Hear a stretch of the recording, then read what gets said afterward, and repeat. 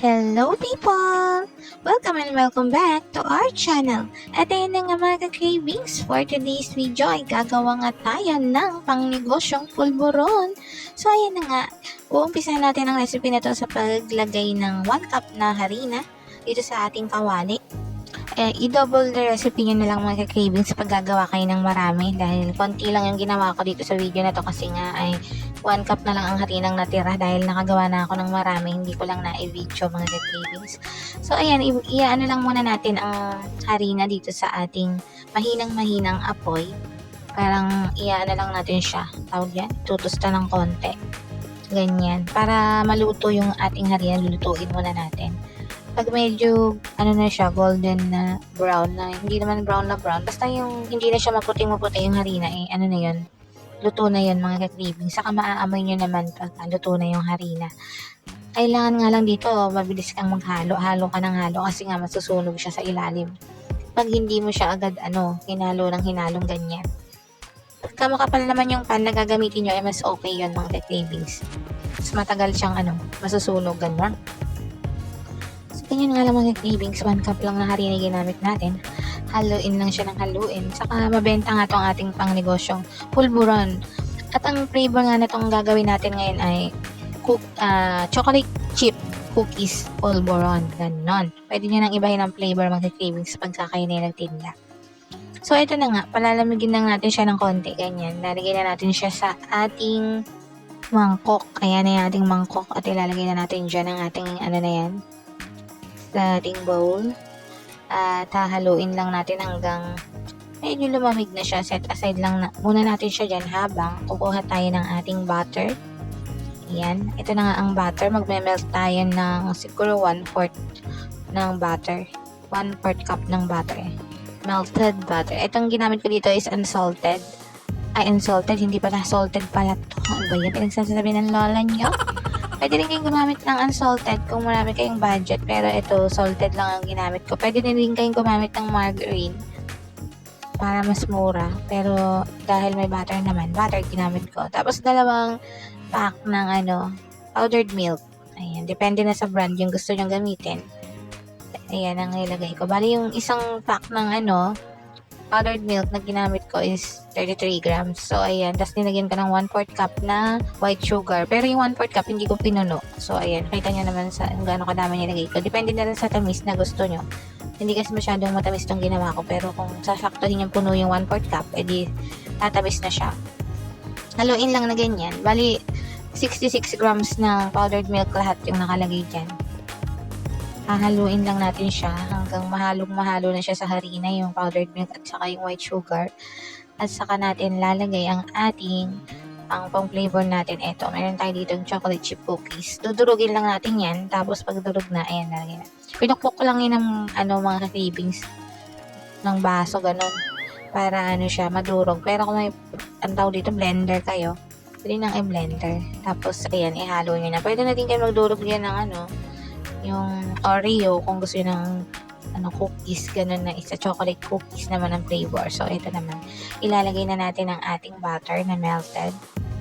Ayan, simutin din natin kasi para bawal nagsasayang ng pagkain ngayon dahil mahal ang mga bilihin, mga cravings.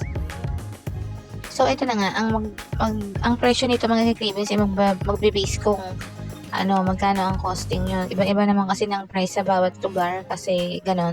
Kaya kung ipa-price ko dito, maaaring sa inyo, hindi naman ganun pagkakabili nyo ng mga ingredients. So, kaya na lang din mahalang magpresyo. Pero usually, ang benta namin dito is 5 pesos ang isa. Tapos, ang gagamitin natin ditong molder ng pulburon is yung medium lang. Medium size. Tapos, hindi gano'n siyang makapal. Kasi ilalagay pa natin siya sa ating packaging na maganda-ganda para magandang tignan. Ito kasi minsan lang pang giveaway, ganon. Perfect pang giveaway. Pero kasi sa tindahan lang naman, pwede doon na lang sa pambalot talaga siya ng yema. Manipis para mas mura mga cravings. So ito na yung ginamit kong molder, medium size lang na oval. Ayan, kasi hindi siya ganong sobrang makapal. Ganyan.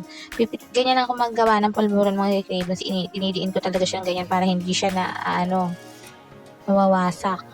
Ayan, firm na firm mga cravings. So, ayan. Ganyan na nga siya.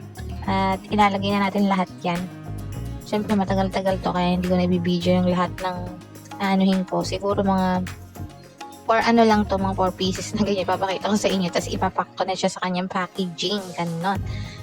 Ayan, yung packaging nga na gagamitin ko dito sa Shopee ko lang din binili mga cravings. Saka isisealed natin ang gamit ang sealer na ginamit ko rin, binili ko lang din online mga cravings. Ayan. Importante laging malinis ang kamay dahil nga ito ay pagkain direct ng kakainin mga cravings. Dapat nasa lugar ka na malinis, tapos malinis yung kamay mo, naka-gloves, ganyan. Pagka ginagawa mo, tinahawakan mo yung produktong ibebenta mo na to dahil ito hindi na iluluto. Susubo na agad pagka nabili, kaya dapat malinis ang yung pag-handle. So ito na nga yung ating packaging na nabili sa Shopee. So 100 pieces niyan is 50 pesos. Ayan. Ganyan lang yung paglalagyan natin mga cravings.